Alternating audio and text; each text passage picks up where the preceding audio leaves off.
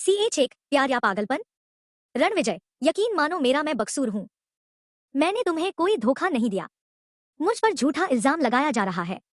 मैंने हमेशा सिर्फ और सिर्फ तुमसे प्यार किया है और आज भी सिर्फ और सिर्फ तुमसे प्यार करती हूं। मेरे पेट में पल रहा यह बच्चा तुम्हारा ही है। झूठ, झूठ और सिर्फ झूठ। जब आज तक मैंने तुम्हें हाथ भी नहीं लगाया तो तुम्हारी कोख में पल रहा यह बच्चा मेरा कैसे हो सकता है? यह तुम्हारे कोख में पल रहा बच्चा ही तुम्हारे चरित्रहीन होने की निशानी है। तुम्हारे इस नाजायज बच्चे को मेरा नाम देने की कोशिश भी मत करना स्वरा। नहीं रणविजय, मैंने हमारे बच्चे को नहीं मारा। भला मैं अपने ही अजन्मे बच्चे को क्यों मारूंगी? आंसुओं से रोती बिलखती हुई स्वरा अपने ही पति रणविजय रायजादा और उसके परिवार वालों से घिरी हुई अपने ही अजन्मे बच्चे की हत्या के इल्जाम लगाए जाने पर पूरी तरह से टूट गई थी। क्योंकि तुम यह नहीं चाहती थी कि मैं तुम्हारी सच्चाई सबके सामने ला सकूं। अगर यह बच्चा कल को इस दुनिया में आ जाता तो मैं DNA टेस्ट करवाकर यह साबित कर देता कि वो बच्चा मेरा नहीं था, और इसी के साथ मैं तुम्हारा यह घिनौना चेहरा सबसे सामने ला देता और सबको यह पता चल जाता कि तुम्हारी कोख में पल रहा बच्चा मेरा नहीं बल्कि किसी और का था। इसलिए तुमने अपने बच्चे को इस दुनिया में आने से पहले ही मार दिया। स्वरा, तुम कितनी घटिया औरत हो। तभी एक लड़की जो दिखने में काफी खूबसूरत थी, वो रणविजय रायजादा का हाथ पकड़ते हुए स्वरा से आगे कहने लगी, अरे एक डायन भी अपने बच्चों की जान नहीं लेती, लेकिन तुम, अरे लानत है तुम पर रागिनी। अगर तुम खुद अपना सच कबूल कर लेती तो शायद एक बार के लिए रणविजय फिर भी तुम्हारे बच्चों को अपना लेता, लेकिन तुमने एक और खटिया चाल चलकर अपने ही बच्चे को मार डाला ताकि रणविजय कभी तुम्हारा सच किसी और के सामने ला ना सके। नहीं नहीं, यह सच नहीं है। मैंने कुछ नहीं किया। मैं बेगुनाह हूं। मैंने अपने बच्चे को नहीं मारा। बस बहुत हो गया। यह कहते हुए रणविजय रायजादा आगे बढ़ा और उसने गुस्से में आकर अपनी पत्नी सवरा के गालों पर एक जोरदार थप्पड़ जड़ दिया। तभी एक जोरदार थप्पड़ के एहसास से रणविजय रायजादा की आंखें धीरे धीरे खुलने लगी। अपने गाल पर हो रहे थप्पड़ के दर्द से रणविजय रायजादा अपने अतीत की यादों से बाहर आ गया। रणविजय रायजादा की यादों में जो औरत उससे अपनी बेगुनाही की गुहार लगा रही थी, वह औरत और कोई नहीं बल्कि रणविजय रायजादा की पत्नी स्वरा रायजादा थी। वह पत्नी जिससे रणविजय रायजादा ने अपनी पूरी जिंदगी सिर्फ और सिर्फ नफरत ही की थी। तभी एक कर्कश सी हंसी की आवाज रणविजय को सुनाई दी। क्या हुआ रणविजय? कहीं तुम अभी भी अपने सपनों में अपनी उसी मरी हुई बीवी स्वरा को तो नहीं देख रहे थे? अब बस भी करो। उस स्वरा को मरे हुए 10 साल से भी ज्यादा हो गया है और तुम अभी भी उसे अपनी यादों में जिंदा रखे हो। ये तो गलत बात है। आखिर क्यों? क्यों रणविजय? जिस औरत को जीते जी तुमने कभी प्यार से देखा तक नहीं, उस औरत के मरने के बाद तुम उस औरत को अपनी जिंदगी का हिस्सा बनाकर जी रहे हो।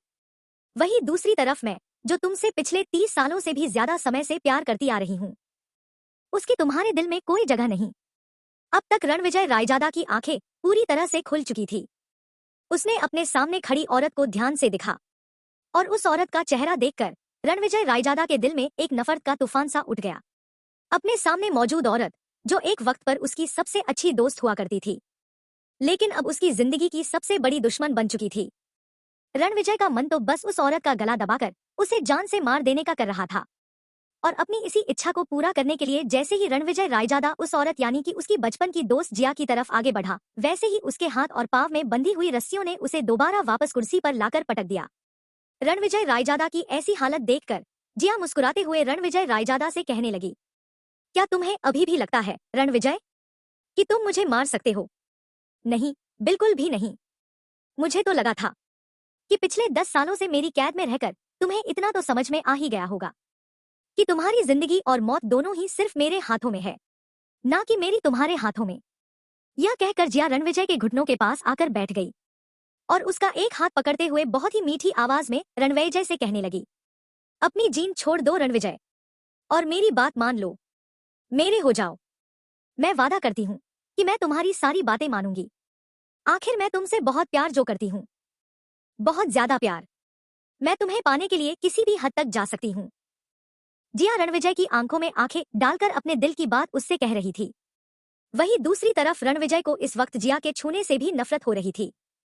रणविजय का बस चलता तो वह जिया को तुरंत मार डालता और फिर जिया को मारने के बाद खुद को भी मार देता, क्योंकि वही था जिसने आंख बंद करके जिया पर खुद से भी ज्यादा भरोसा किया था और उसके भड़काने पर स्वरा से नफरत की थी। रणविजय को याद आ रहा था कि कैसे स्वरा उसे अपनी बेगुनाही चिख चिख कर बताती थी। लेकिन वह था कि जिया और अपनी दादी माँ के बातों में आकर स्वरा से नफरत करने लगा था, तब तक जब तक उसने खुद जिया के मुंह से उसका गुनाह कबूल करते हुए सुना नहीं था। लेकिन बदकिस्मती से इससे पहले रणविजय जिया की सच्चाई सबको बात पता।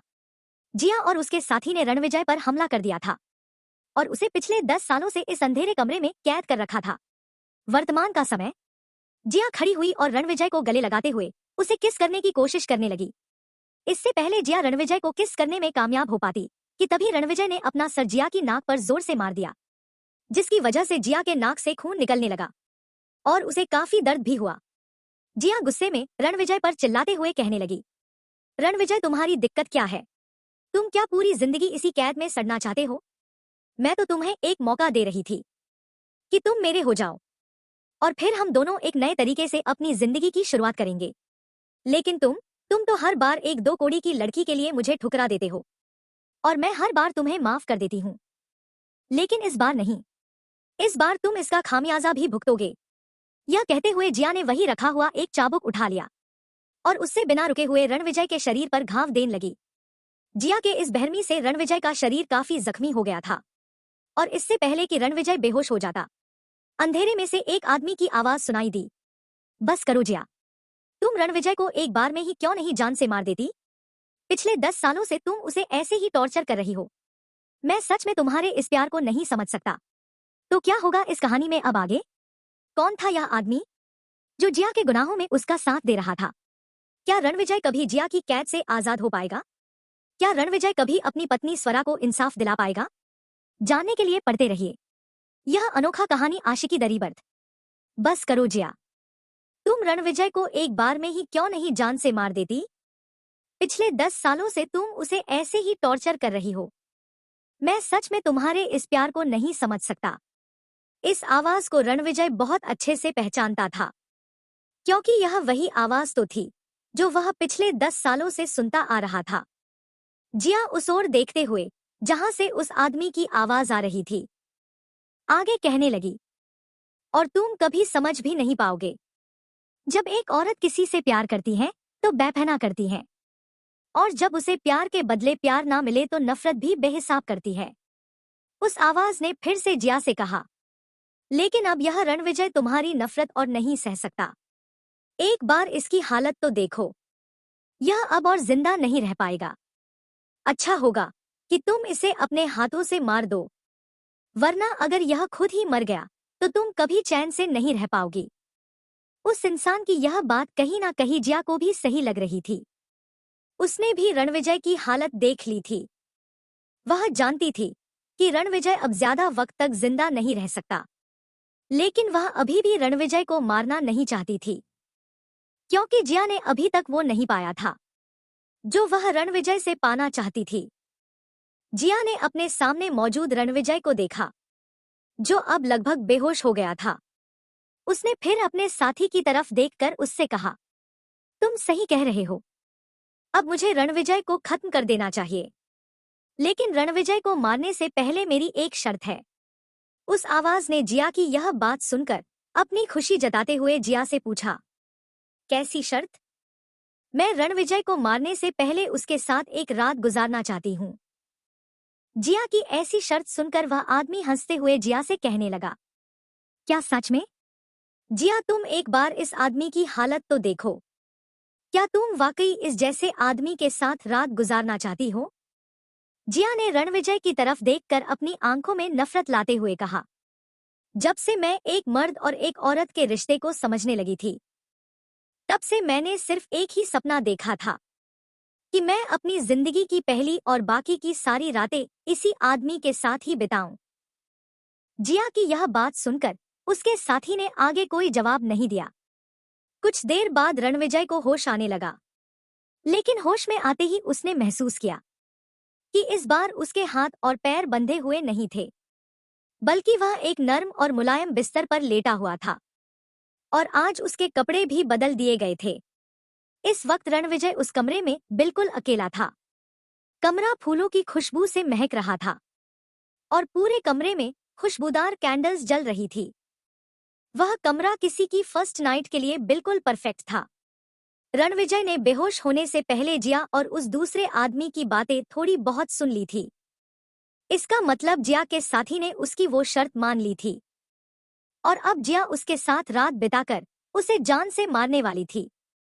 रणविजय को करने का डर नहीं था, लेकिन वह मरने से पहले जिया को भी जान से मार देना चाहता था, जिससे रणविजय स्वरा की मौत का बदला ले सके और मरने के बाद स्वरा से नजरें मिलाने की थोड़ी हिम्मत जुटा सके।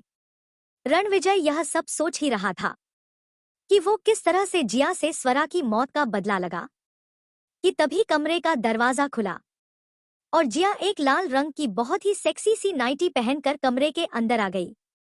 जैसे ही रणविजय ने कमरे का दरवाजा खुलते हुए सुना, वैसे ही उसने तुरंत अपनी आंखें दोबारा से बंद कर ली। जिया ने इस बात पर बिल्कुल ध्यान नहीं दिया कि उसके आने से पहले रणविजय को होश आ चुका था। जिया रणविजय के बिस्तर के पास पहुंची और उसके ऊपर झुकते हुए रणविजय के हैंडसम चेहरे को छूने लगी। यह वही चेहरा था जिसे छूने के लिए आज से 10 साल पहले तक इस देश की हर जवान औरत तरसती थी। यह चेहरा बहुत हैंडसम हुआ करता था, लेकिन इन 10 सालों की कैद ने इस चेहरे को बेरंग और बेजान बना दिया था। लेकिन इस वक्त तो जिया पर जैसे रणविजय को हासिल करने का जुनून सवार हो चुका था। उसने तुरंत रणविजय के शर्ट के बटन खोलने शुरू कर दिए और उसकी छाती और गर्दन को चूमने लगी। पर जिया ने यह ध्यान नहीं दिया कि कमरे में अचानक गर्मी बढ़ने लगी थी। जब तक जिया को कमरे में गर्मी बढ़ने का एहसास हुआ, तब तक कमरे में आग चारों तरफ फैल चुकी थी। जिया ने देखा कि कमरे में जलने वाली कैंडल से ही कमरे में आग लगाई गई थी। लेकिन यह आग लगी कैसे? कैंडल तो बिस्तर और खिड़की के पर्दों से बहुत दूर था। जिया के पास अब बिल्कुल वक्त नहीं बचा था यह सब सोचने के लिए। इस वक्त उसे अपनी जान बचानी थी। जैसे ही जिया अपने आप को बचाने के लिए कमरे से भाग जाना चाहती थी, तभी रणविजय ने जिया का हाथ पकड़कर उसे अपनी तरफ खींचा और जिया को एक चादर में लपेटकर उसके ऊपर आकर बैठ गया। चाहे पिछले 10 सालों में कैद में रहने की वजह से रणविजय कितना भी कमजोर हो गया हो, लेकिन था तो वो एक आदमी ही ना, और एक आदमी की ताकत के सामने एक औरत आखिर कमजोर पड़ी जाती है। जिया ने डर और गुस्से में आकर रणविजय पर चिल्लाते हुए उससे कहा, रणविजय तुम क्या पागल हो गए हो? मुझे जाने दो। रणविजय ने जिया की बात सुनकर हल्का सा मुस्कुराते हुए जिया से कहा, तुम्हें जाने दूं? कभी नहीं। क्या तुमने स्वरा को जाने दिया था जब वह तुमसे अपनी जान की भीख मांग रही होगी? नहीं ना। एक बार फिर से रणविजय के मुंह से स्वरा का नाम सुनकर जिया के तन बदन में आग लग गई और उसने गुस्से और ईर्ष्या में चिल्लाते हुए रणविजय से कहा, तो अब तुम मुझसे अपनी मरी हुई पत्नी स्वरा की मौत का बदला लोगे? लेकिन तुम्हें यह हक किसने दिया? भूल गए क्या? वह तुम थे जिसने हमेशा स्वरा से नफरत की, जिसने उसकी बातों पर कभी विश्वास नहीं किया, जिसने अपने ही अजन्मे बच्चे को नाजायज कहा था, जिसने अपने ही अजन्मे बच्चे की मौत पर स्वरा को ही दोषी ठहराया था। तुम्हें कोई हक नहीं है रणविजय कि तुम स्वरा के लिए इंसाफ करो, क्योंकि वह तुम ही थे जिसने सबसे ज्यादा स्वरा के साथ नाइंसाफी की थी, उसे सबसे ज्यादा चोट पहुंचाई थी, उसे तकलीफ दी थी, यहां तक कि जो स्वरा तुमसे सबसे ज्यादा प्यार करती थी, वह अपने बच्चे की मौत के बाद तुमसे सबसे ज्यादा नफरत भी करने लगी थी। जिया की यह बात सुनकर रणविजय के आंखों से आंसू टपक पड़े और उसने दर्द भरी आवाज में जिया से आगे कहा, हाँ मैं जानता हूं कि मैंने ही स्वरा के साथ सबसे ज्यादा गलत किया था, इसलिए तो आज मैं तुम्हारे साथ खुद को भी सजा दूंगा। यह आग आज हम दोनों को हमारे कर्मों की सजा देगी। रणविजय की यह बात सुनकर जिया डरने लगी थी और वह अपने साथी को अपनी मदद के लिए बुलाने के लिए चिल्लाने लगी, help me please, help me, मेरी मदद करो। तो क्या होगा इस कहानी में अब आगे? क्या रणविजय स्वरा की मौत का बदला जिया से ले पाएगा, या फिर जिया का साथी जिया की जान बचा लेगा? क्या जिया और रणविजय की मौत से इस कहानी का अंत हो जाएगा, या फिर होगी अंत के बाद एक नई शुरुआत? जानने के लिए पढ़ते रहिए यह अनोखा कहानी आशिकी दरी बर्द।